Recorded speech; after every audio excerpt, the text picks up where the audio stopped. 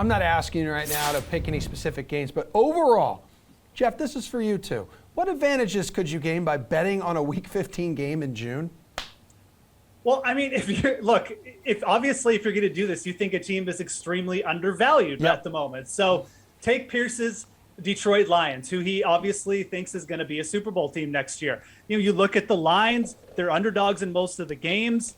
You say, well, I mean, if I can get them at like plus 300 versus the Packers late in the year, and I think this team is going to the Super Bowl, maybe I should lay down some money now. Now, that's not exactly, obviously looking ahead to Week 15, you don't want to do that. But we're taking the Lions as an example, team I actually like, maybe to finish 500 next year.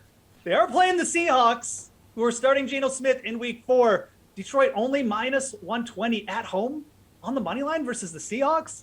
That actually feels like maybe a good investment to make early on. So those are the kind of lines you want to look at, teams that you think are undervalued in the market right now. And by the time we get to these games in Week 4, Week 5, the lines have moved to where they're way shorter in the odds. But it's not necessarily a route you have to go down. You can still bet futures like division odds and conference championships and things like that. So, Pearce, less than a minute to go, so not a whole lot of time to talk about a Detroit-Jacksonville Super Bowl.